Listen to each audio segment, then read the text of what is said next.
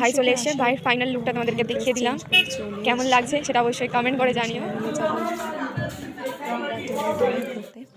ফার্স্টে ছিল মেনুতে কড়াইশুঁটি, কচুরি আর চানা মশলা, হচ্ছে সবাইকে এক ঝলক দেখিয়ে দিলাম।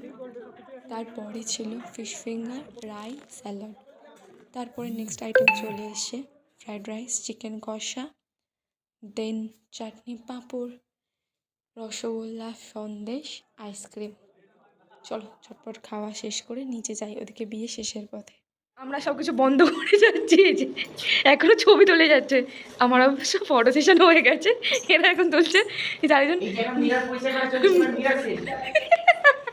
সবাইকে গেছে। আমরাই এখন তিনজন মিলে ইয়ো ইয়ো দেখতে পাচ্ছ, ইয়ো ইয়ো করছে।